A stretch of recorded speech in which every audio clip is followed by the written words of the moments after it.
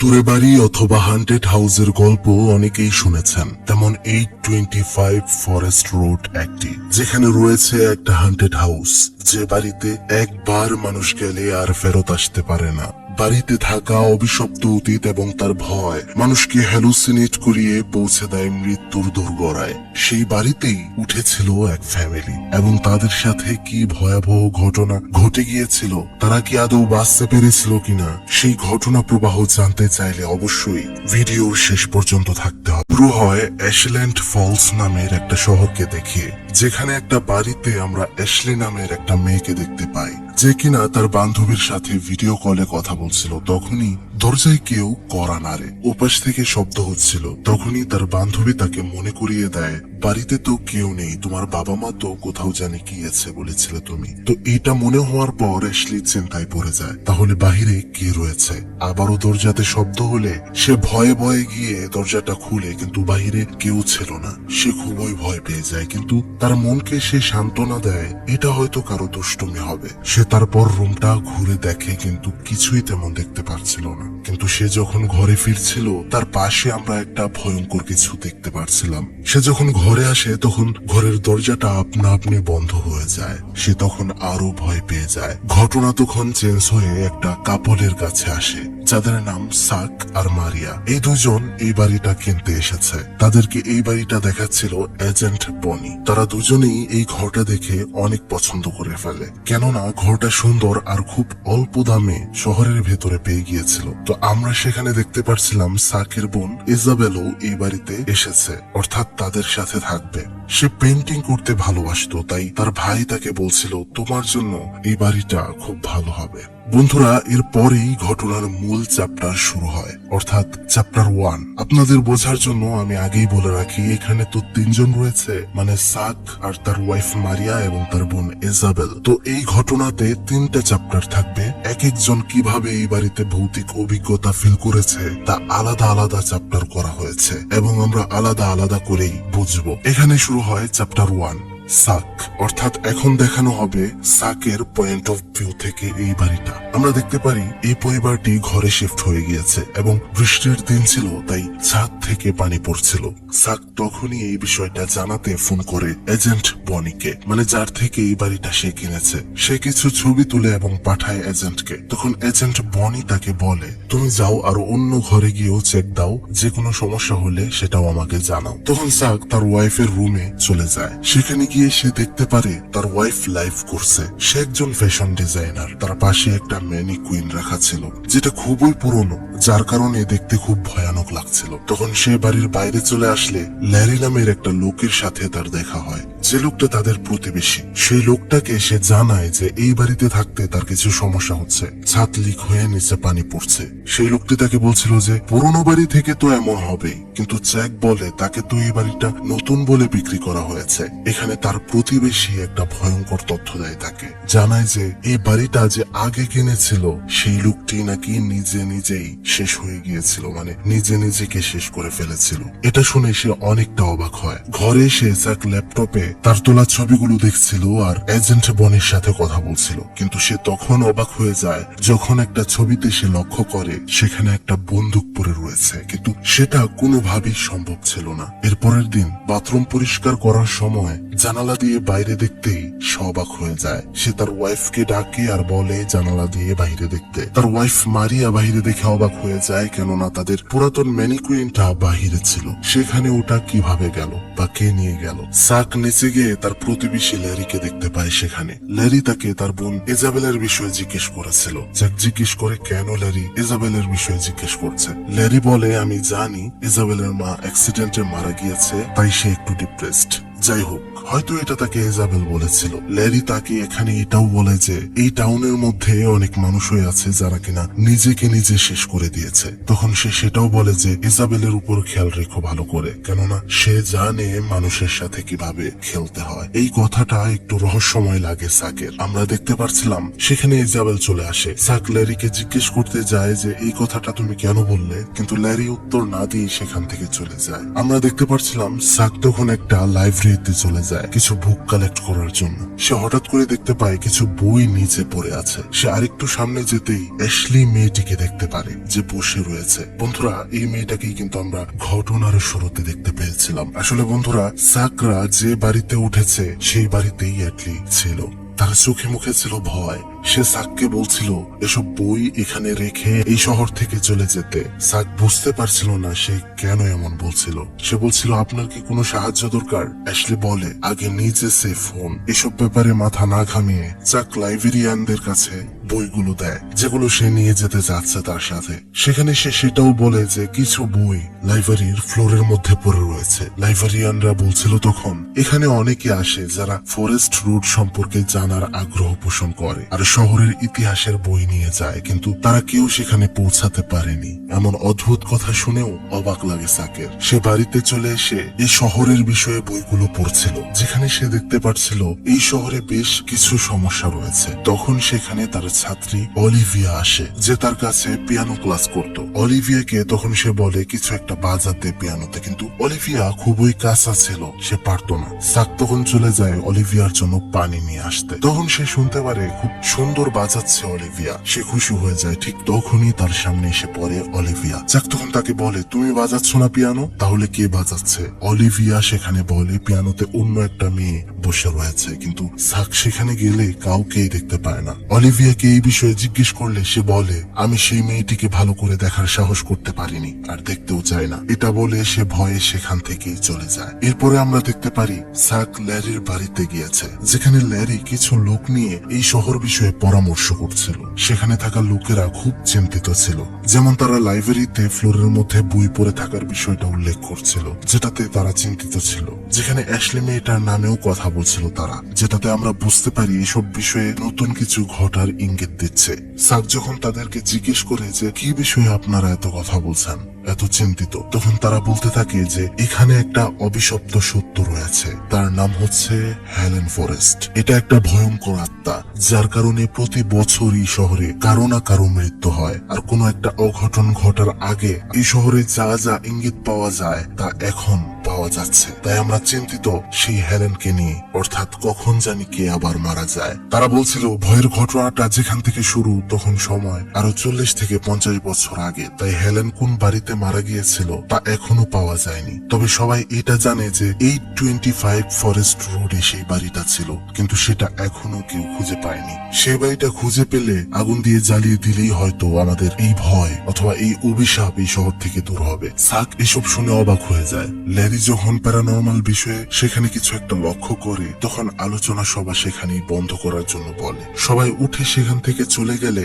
সাক যখন চলে আসবে সেখানে একটা চার্চের ভেতরে সে একটা ভয়ানক নারীকে বসে থাকতে দেখতে পায়, যেটা তখনই তার দিকেই ফিরে যায়। আর এখানেই এই চ্যাপ্টারের সমাপ্ত হয়। অর্থাৎ চাকের চোখে তার মতো করে সে এই বাড়ির অভিজ্ঞতা যেভাবে ফিল করলো তা আমরা জানতে পারলাম। এখন আমরা জানতে পারবো চ্যাপ্টার 2, অর্থাৎ ইজাবেলের পয়েন্ট অফ ভিউ থেকে এই বাড়িতে তার সাথে কি প্যারানর্মাল ঘটনা ঘটেছে, মানে কিভাবে সবকিছু সে অবজার্ভ করেছে। ঘটনা আবারও প্রথম দিন, যেদিন তারা বাড়িতে উঠেছে। সে তখন তার রুমে যায়, যেখানে আমরা জানতে পারি যে তার মায়ের মৃত্যু নিয়ে, অ্যাক্সিডেন্ট নিয়ে সে খুবই ডিপ্রেসড। তার মায়ের অ্যাক্সিডেন্টের জন্য সে নিজেকেই দায়ী করে। ওইটা থেকে সে বের হতে পারছিল না, তাই তাকে স্বাভাবিক করার জন্য একজন থেরাপিস্ট তাকে চিকিৎসা দিচ্ছিল। একদিন সে একা একাই কথা বলছিল। তার ভাই এটা দেখে জিজ্ঞেস করে, তুমি কার সাথে কথা বলছো? সে বলে, আমার থেরাপিস্ট আমাকে বলেছে ভেতরের কথাগুলো মোবাইলে রেকর্ড করতে। তার ভাই তখন বলে, এগুলো করে কি তোমার ভালো লাগছে? তখন তার বোন তাকে বলে, তোমার আমার বিষয়ে তো খবর নিতে কে বলেছে? তার ভাই তখন বলে, কারণ তুমি আমার বোন, এই জন্য। এখানে আমরা বুঝতে পারি তাদের ভাই বোনের মধ্যে আগে থেকে কোনো একটা ঝামেলা চলছিল। যেমন তার ভাই মারিয়াকে বিয়ে করেছে তাদের পরিবারের বিরুদ্ধে গিয়ে, আর তাদের মা মারা যাওয়ার পরেই তারা এখানে এসে থাকতে শুরু করেছে। সেখানে চাক দেখতে পারে অনেকগুলো ড্রয়িং তৈরি করেছে ইজাবেল, যার একটার মধ্যে ইজাবেল নিজেও ছিল, মানে ইজাবেল দাঁড়িয়ে ছিল আর তার কাঁধে অদ্ভুত কিছু একটা হাত রাখছিল। তার ভাই তখন তাকে জিজ্ঞেস করে, এগুলা তুমি কখন করেছো আর কেনই বা করেছো? ইজাবেল তখন বলে তার মনেই নেই কখন সেগুলো করলো। যাই হোক, এরপরে সময় আসে সেই দিনের যেদিন মারিয়ার ম্যানিকুইনটা বাড়ির বাইরে চলে গিয়েছিল। মারিয়া সেখানে ইজাবেলের সাথে এমন ভাবে কথা বলছিল যেন ইজাবেল এই ম্যানিকুইনটা বাহিরে নিয়ে রেখেছে। ইজাবেল নিচে চলে যায় এবং তার ভাইকে বলছিল, বিশ্বাস করো আমি এটাতে হাতও লাগাইনি। সন্ধ্যা সময় আনমনে পিয়ানো বাজাচ্ছিল ইজাবেল। তার ভাবি মারিয়া গিয়েছিল অন্য টাউনে। সেখানে তখন চাক আসে। আসলে বন্ধুরা, ল্যারি আর এলাকার মানুষ একসাথে যে আলোচনা করছিল সেখান থেকেই ফিরেছে চাক। তারা দুই ভাই বোন বসে তখন কথা বলছিল। ইজাবেল তার ভাইকে বলে যে তার মনে হয় তাদের বাড়িতে কোনো সমস্যা রয়েছে, আশেপাশে কেউ যেন থাকে। আর এই শহরটা নিয়েও সে কিছু খারাপ মন্তব্য শুনেছিল মানুষের কাছে। তার ভার্সিটির একটা মেয়ে ফ্রেন্ড ছিল যে কিনা এই শহরেই থাকতে এসেছিল, সেও কিছুদিন আগে নিজেই নিজেকে শেষ করে দিয়েছে। মানে বন্ধুরা, এখানে অ্যাশলির কথা বলা হচ্ছিল। ইজাবেল তখন এটাও বলে যে আমার একটা ফ্রেন্ড রয়েছে ছেলে যে কিনা বলেছে আমাকে এই শহরের বিষয়ে আরো বিস্তারিত ভালো করে জানাবে। তার ভাই তাকে তখন বলছিল, আচ্ছা তোমার কি কখনো নিজে নিজেকে শেষ করার চিন্তা হয়? সে বলে হ্যাঁ হয়, তার মায়ের জন্য। কেননা তার মা মারা যাওয়ার সময় তার মায়ের সাথেই ছিল সে, কিন্তু তার মাকে সে বাঁচাতে পারেনি। তার ভাই তখন বলে এটা ভাগ্য ছিল, তুমি এসব ভুলে যাও, নিজের উপর দোষারোপ করো না। এসব নিয়ে তাদের মধ্যে কথা কাটাকাটি হচ্ছিল। এর পরের দিন সকালে আমরা দেখতে পারি ইজাবেলের সেই ছেলে বন্ধু লুপ তাদের বাড়িতে আসে। দরজা খুলতেই সামনে চাক। ইজাবেল সেখানে এসে লুপকে তার ঘরে নিয়ে যায়। সেখানে ইজাবেল লুপকে বলছিল যে চাক কালকে এই এলাকার একটা মিটিং এ গিয়েছিল কিছু প্রতিবেশীর সাথে, যারা এই শহর নিয়ে ভুতুরে কিছু কথা বলছিল। এটা কেন? লুপ তাকে জানায় তারা তো এই বিষয়ে কথা বলে, কিন্তু আড়ালে বলে, কারো সামনে বলে না। আর এই এলাকাতে যে লাইব্রেরিটা আছে সেখানে একটা ছেলে কিছু বই একসাথে জমা করে সেখানে ফাঁস নিয়েছিল। ঠিক তখনই সেখানে মারিয়া চলে আসে আর বলতে থাকে, তোমরা কি কেউ আমার স্টুডিওতে গিয়েছিলে? ইজাবেল বলে, না, আমরা তো এখান থেকে কোথাও যাইনি। মারিয়াকে দেখে মনে হচ্ছিল যে তার তো কিছু একটা হয়েছে। এখানে ইজাবেল আর লুপ আবার কথা শুরু করে। ইজাবেল লুপকে এই ভয় আর অভিশাপ কখন থেকে শুরু হলো এটা জিজ্ঞেস করে। লুপ তখন বলে এই অভিশাপ অনেক আগে থেকে শুরু হয়েছে। অনেকদিন আগে একটা মহিলা আর তার মেয়ে এখানে থাকতো। মহিলাটার নাম ছিল হেলেন ফস্টার। তার মেয়ে এখানে স্কুলের মধ্যেই লেখাপড়া করত, কিন্তু স্কুলের অন্যান্য ছাত্রছাত্রীরা হেলেনের মেয়ের সাথে মিশত না, সবসময় তাকে বুলি করত। হেলেনের কাছে তার মেয়ে কেঁদে বলতো। তখন হেলেন স্কুল কমিটির কাছেও এই বিষয়টা জানায়, লাভ হয়নি। এক পর্যায়ে মেয়েটি এসব সহ্য করতে না পেরে নিজেই নিজেকে শেষ করে দিয়েছিল। যে কষ্ট হেলেন সহ্য করতে না পেরে তার মেয়ে যাদের কারণে মারা গিয়েছে তাদের পরিবারকে সহ শেষ করে দেয়, আর সে নিজেকেও শটগান দিয়ে উড়িয়ে দেয়। বন্ধুরা, আপনাদের লক্ষ্য করলে মনে পড়বে চাক যে এই বাড়িতে ছবি তুলেছিল সে সেখানে একটা শটগানও লক্ষ্য করতে পেরেছিল। যাই হোক, ইজাবেল লুপকে প্রশ্ন করে, আচ্ছা এটা কি কোনোভাবে বন্ধ করা যায় না? লুপ তখন বলে, হ্যাঁ যায়, তবে যে বাড়িতে এটা ঘটেছিল মানে হেলেনের বাড়ি সেটা খুঁজে বের করতে হবে। সেটা কোথায় আছে এটা এখনো কেউ জানে না, কেননা হেলেনের আত্মার উৎপত্তি এমন বেশি ছড়িয়ে পড়েছিল যে সেই জায়গাটা ম্যাপ থেকে মুছে ফেলা হয়েছিল মানুষকে ঠান্ডা করার জন্য। তবে সেই জায়গাকে সবাই 825 ফরেস্ট রোড হিসেবেই জানতো। সেই বাড়িটা যদি খুঁজে পাওয়া যায় এবং সেটা আগুন দিয়ে পুড়িয়ে ফেলানো যায় তাহলে হয়তো হেলেনের ভয়কে সবাই কাটিয়ে উঠতে পারবে। সেদিন সন্ধ্যা সময় আমরা দেখতে পারি মারিয়া আর ইজাবেল দুজন চলে যায় একটা পেইন্টিং শপে, যেখানে তাদের মধ্যে সম্পর্কটা মধুর হয়ে যায়। দুজন দুজনের সাথে ভালোভাবে কথা বলে। সেখানে হঠাৎ মানুষগুলো কেমন ভয় পেয়ে চলে যাচ্ছিল, কেননা একটা ছবির মধ্যে হঠাৎ করে হেলেনের চিত্র ভেসে ওঠে। সেখানে থাকা ম্যানেজার সেই ছবিটা ঢেকে দেয়। রাতে যখন ঘুমিয়েছিল ইজাবেল তখন হঠাৎ করে বাথরুমের লাইটটা অন হয়ে যায়। সে তখন উঠে সেটাকে অফ করে। সে যখন আবারও শুয়ে পড়ে আমরা দেখতে পাচ্ছিলাম সেই লাইটটা আবারও অন হয়ে যায়। সে মনে করে হয়তো সুইচ নষ্ট হয়ে গিয়েছে তাই এমন হচ্ছে। তখন সে উঠে বাল্বটা একদম খুলে ফেলে আর আবারও শুয়ে পড়ে। কিন্তু ভয়ানক বিষয় তো তখনই যখন সেটা আবারও জ্বলে ওঠে আর সেই দরজার উপাস থেকে ভয়ানক কিছু একটা উকি দিচ্ছিল। এটা দেখেই তার তখন ঘুম ভেঙে যায়, অর্থাৎ এটা একটা স্বপ্ন ছিল। কিন্তু পাশে চেয়ে সে দেখতে পারে বাথরুমের সেই লাইটটা যেটা সে স্বপ্নের মধ্যে খুলে এনে রেখেছিল সেটাই এখানে রয়েছে। এখানে সে বুঝতেই পারছিল না সেটা স্বপ্ন ছিল নাকি বাস্তব। সে তখন তার ফ্রেন্ড লুবের সাথে দেখা করে আর ঘটনাটা বলে। লুব তাকে বলছিল, দেখো এসব যদি বন্ধ করতে চাও তাহলে হেলেনের ঘর খুঁজে বের করতে হবে। ইজাবেল তখন বলছিল অ্যাশলি নামের মেয়েটাও নাকি সেই বাড়ি খুঁজতে বের হয়েছিল আর তারপরেই সে মারা গিয়েছে। অর্থাৎ বন্ধুরা, লাইব্রেরিতে চাক যে অ্যাশলিকে দেখতে পেরেছিল, যেটা এই শহর থেকে তাকে চলে যেতে বলছিল, সেটা আসলে অ্যাশলি ছিল না, অ্যাশলির আত্মা ছিল। অ্যাশলি তো আরো আগেই মারা গিয়েছে, যেটা কিনা চাকের পরিবারের ভালো চাইছিল। তখনই ইজাবেলের কাছে তার ভাইয়ের কল আসে আর দ্রুত বাড়িতে আসতে বলে তাকে। সেখানে যাওয়ার পর সে দেখতে পারে মারিয়া অনেক চিন্তিত, কাঁধে ব্যাগ নিয়ে চাক বলছিল সে যাচ্ছে। ইজাবেল তখন বলে, তুমি কি হেলেন ফোস্টারের বাড়ি খুঁজতে যাচ্ছ? এটা শুনে একটু থেমে যায় চাক, কিন্তু কিছুই না বলে চলে যায়। ইজাবেল তখন তার কাপড়গুলো গোছাতে থাকে, কেননা সেও যেতে চাইছিল সেই বাড়িটা খুঁজতে। তখনই সেখানে লোভ আসে আর তাকে বলতে থাকে, তোমার মা কিন্তু দেখতে অনেক সুন্দরী। ইজাবেল বলে, তুমি কিভাবে জানো লোভ? আরে তোমার মাই তো দরজাটা খুলে দিল আমি আসার সময়। এটা শুনে সে শকড হয়ে যায়। সে নিচে যায়। লোভ বুঝে যায় যে এখানে কিছু অ্যাবনর্মাল ঘটছে, তাই সে দৌড়ে সেখান থেকে চলে যায়। ইজাবেল তার মায়ের আওয়াজ শুনতে পারছিল। সে ইমোশনাল হয়ে যায় আর সামনে আগাতে থাকে। মারিয়া তাকে মানা করছিল যেতে, কিন্তু সে তাও আগায়। সে উকি দিতেই সামনে সেই ভয়ঙ্কর হেলেনের আত্মা চলে আসে। সে ভয়ে দৌড়ে চলে যেতে চায়, বাড়ি থেকে বের হতে চায়, কিন্তু তারা কোনোভাবেই বের হতে পারছিল না, দরজা লক হয়ে গিয়েছিল। ইজাবেল তখন দৌড়ে তার রুমে গিয়ে নিজেকে বন্ধ করে দেয়, কিন্তু ঘরে গিয়েও সে শুনতে পারছিল সেই ভয়ঙ্কর শয়তানের শব্দ। যাই হোক বন্ধুরা, এবার হলো চ্যাপ্টার 3 অর্থাৎ শেষ চ্যাপ্টার, যেখানে আমরা শেষবারের মতো মারিয়ার পয়েন্ট অফ ভিউ থেকে এই ঘটনা দেখতে পারবো আর তার সাথেই ঘটনা শেষ হতে থাকবে। আমরা দেখতে পারছিলাম সেদিন চাকের সাথে মারিয়াও লাইব্রেরিতে গিয়েছিল, কিন্তু সে লাইব্রেরির বাইরে দাঁড়িয়েছিল। আমরা এখানে জানতে পারি যে এই বাড়িটা বেশি একটা পছন্দ হয়নি মারিয়ার, তো তার একটা কাজের জন্য সে বাহিরে যাবে, তাই সে ব্যাগ গোছাতে থাকে। সেখানে আমরা চাককে দেখতে পারছিলাম যে শহরের ইতিহাস পড়ার জন্য কিছু বই লাইব্রেরি থেকে এনে পড়ছিল। মারিয়া বাড়ি থেকে বের হওয়ার আগে চাককে বলে যে তোমার বোনকে একটু বলো কিচেনের জিনিসপত্র যেন সাফাই করে রাখে, গুছিয়ে রাখে। আসলে বন্ধুরা, সে দেখেছিল কিচেনের মধ্যে জিনিসপত্রগুলো এলোমেলো হয়ে আছে। সে মনে করছিল এগুলো হয়তো ইজাবেল করেছে।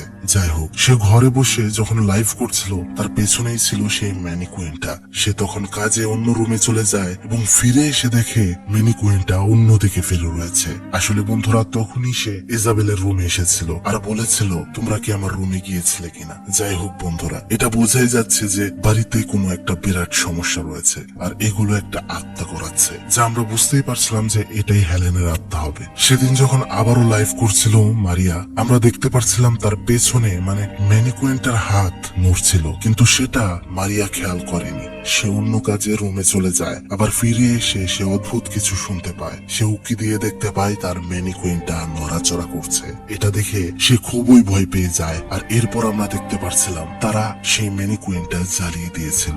এরপরে আমরা দেখতে পাই এই বাড়িতে থাকা নিয়ে তাদের হাজব্যান্ড ওয়াইফের মধ্যে কথা কাটাকাটি হচ্ছে, আর এই কথা কাটাকাটি নিয়ে বাড়ি থেকে চাক বের হয়ে গিয়েছিল, যেটা আমরা দেখতে পেরেছিলাম ইজাবেলের চ্যাপ্টারে। এরপর আমরা দেখতে পারছিলাম মারিয়া কিচেনে গিয়ে দেখতে পারে খাবারের পাত্রগুলো আবারও একসাথে করা। সেখানে তখন একটা চিঠি ছিল যেখানে লেখা ছিল হ্যালো মারিয়া। তখনই সেই পাত্রগুলো পড়ে ভেঙে যায়, যার কারণে সে ভয় পেয়ে যায়। আর এটাই সেই সময় যে সময় ইজাবেল তার মাকে খুঁজতে নিচে এসেছিল। সেখানে তো ইজাবেল সেই শয়তানকে দেখে তার নিজের রুমে নিজেকে আটকে ফেলেছিল বন্ধুরা, কিন্তু মারিয়া পালাতে পারে না, যার কারণে সেখানেই সেই ভয়ঙ্কর হেলেনের শয়তান তার উপর আক্রমণ করে। কিছুক্ষণ পর আমরা দেখতে পাই মারিয়া ইজাবেলের কাছে গিয়েছে আর তার নাক দিয়ে রক্ত পড়ছিল। মারিয়াকে দেখে বোঝা যাচ্ছিল সে হয়তো অনেক দিন যাবৎ ঘুমায় না, চেহারা উল্টা পাল্টা হয়ে গিয়েছে। এরপরই সে অসুস্থ হয়ে যায়। যাই হোক বন্ধুরা, চ্যাপ্টারের খেলা তো শেষ হয়েছে। এরপর কি হবে তা এখনই জানা যাবে। লোভ তখনই তাদের বাড়িতে আসে, এসে বলে সে এই শহরের পুরনো ম্যাপটা পেয়েছে যেখানে হেলেনের বাড়ি খুঁজে পাওয়া সম্ভব। তখনই সেখানে যে এজেন্ট বাড়িটা বেঁচেছিল তাদের কাছে, মানে বনি এজেন্ট, সে আসে আর বলে এই বাড়ির বিষয়ে রেটিং দেওয়ার জন্য মারিয়ার থেকে একটা ভিডিও বানিয়ে নিয়ে যেতে হবে। সাক তখন বলে মারিয়া অনেক অসুস্থ, এখন হবে না, কিন্তু তখনই আজব ভাবে মারিয়া সেখানে চলে আসে আর বলে আমি ভিডিও করতে রেডি, কোনো সমস্যা নেই। ইজাবেল চাক অবাক হয়ে যায়, কেননা যে কিছুক্ষণ আগেও অসুস্থর কারণে উঠতে পারছিল না সে কিভাবে এত তাড়াতাড়ি সুস্থ হয়ে গেল। সেখানে মারিয়া এটাও বলছিল যে তোমরা ফরেস্ট রুট খুঁজতে চাও, এর ফাঁকে আমি ভিডিও বানিয়ে ফেলবো। এই কথা শুনে তো তারা আরো চমকে যায়, কেননা তারা যে এখন ফরেস্ট রুট খুঁজতে যাবে তা মারিয়া জানারই কথা নয়। যাই হোক বন্ধুরা, সেখানে আমরা দেখতে পারি লোভ সেখানে ভিডিও করার সময় থেকে যায় আর দুই ভাই বোন মিলে চলে যায় সেই ফরেস্ট রুটের বাড়ির খোঁজে। কিছু খোঁজার পর সেই বাড়িটা তারা পেয়েও যায় আর এদিকে ভিডিওর মধ্যে উল্টা পাল্টা বলতে শুরু করে মারিয়া, যেখানে সে বলছিল আমি অনেক চেষ্টা করেছিলাম আমার মেয়েটাকে বাঁচাতে, কিন্তু পারিনি। আমি ওদের বাড়িতে চিঠিও দিয়েছিলাম যেন আমার মেয়েটাকে তাদের সন্তান ডিস্টার্ব না করে, কিন্তু কোনো লাভ হয়নি। আমার মেয়েটা নিজেই শেষ হয়ে গেল। এখানে বন্ধুরা লোভ বুঝে যায় যে মারিয়ার ভেতরে হেলেন রয়েছে। আর অন্যদিকে সেই বাড়িতে চাক একটা বাক্সের ভেতরে একটা চিঠি পায়, যেটা কিনা হেলেন লিখেছিল সেই পরিবারকে, যে পরিবারের কারণে হেলেনের মেয়ে মারা গিয়েছিল। তাহলে এই চিঠি এই বাড়িতে আসলো কেন? তখন তার আর বোঝার বাকি রয় না, তারা যে বাড়িতে এখন এসেছে এটা হেলেনের বাড়ি নয়, হেলেনের বাড়ি তো সেটা যেটার মধ্যে তারা থাকে, যেটা তারা কিনেছে। তখনই সে তার বোনকে ডাকতে শুরু করে। ওইখানে ভিডিওতে লোভ মারিয়াকে বলছিল তোমার মেয়ের নাম কি? মারিয়া তখন বলে ওঠে আমার মেয়ের নাম ম্যারি। তখন তাদের বুঝতে বাকি রয় না যে এটাই হচ্ছে হেলেন। তখনই সেটা নিজের ভয়ঙ্কর কুৎসিত রূপে ফেরত আসে আর ভয়ানক ভাবে একে একে সবাইকে ভয় পাইয়ে সেখানেই শেষ করে দেয়। অন্যদিকে চাক তার বোনকে ডাকতে ডাকতে এসে দেখতে পায় একটা দরজার পাশে তার বোন দাঁড়িয়ে রয়েছে আর তার বোন তাকে বলছিল সরি। তখন আমরা সেই ছবিটা দেখতে পাই বন্ধুরা, যে পেন্টিংটা নিজেই এঁকেছিল ইজাবেল, যার মধ্যে ঠিক একই ভাবে সে দাঁড়িয়েছিল আর তার ঘাড়ে কিছু একটা হাত রেখেছিল। তখন আমরা সেখানেও দেখতে পারি যে তার কাঁধে কেউ একটা হাত রাখছে। তার ভাই তখন তার বোনকে বাঁচাতে দৌড়ে গিয়ে ধরে, কিন্তু কোনো লাভ হয় না। দুজনকে নিয়েই হেলেন শয়তান সেই ঘরের ভেতরে চলে যায়। দরজা বন্ধ হয়ে যায়, অর্থাৎ সব শেষ হয়ে গিয়েছে। এরই সাথে গল্পটাও সমাপ্ত হয় বন্ধুরা। এটা একটা ট্রু স্টোরি, সত্যি ঘটনা নিয়ে নির্মিত। এমনটা বাস্তবেও হয়েছিল ঘটনা। এই ঘটনাতে হয়তো কোনো শয়তানকে তেমন ভাবে দেখানো হয়নি, অতিরঞ্জিত কিছু করা হয়নি, কিন্তু প্রতিটা জায়গাতে ছিল গা ছমছমে একটা ব্যাপার। আশা করি বন্ধুরা এই ঘটনাটি আপনারা বুঝতে পেরেছেন। তো বন্ধুরা কেমন লাগলো এই ঘটনাটি তা কিন্তু অবশ্যই কমেন্ট বক্সে জানাতে একদমই ভুলবেন না। ভালো লাগলে তাড়াতাড়ি একটা লাইক করে দিন, আমাদের চ্যানেলটি সাবস্ক্রাইব করে দিন এবং নিচে আপনার মূল্যবান একটা মন্তব্য করে দিন। অবশ্যই আপনার একটা মন্তব্য আমাদের নতুন ভিডিও বানাতে অনুপ্রেরণা যোগায়। ভালো থাকবেন সবাই, ভালো রাখবেন সবাইকে। আজকের মতো এখানেই, দেখা হবে নেক্সট ভিডিওতে। Stay happy, stay cool. আল্লাহ হাফেজ, আসসালামু আলাইকুম।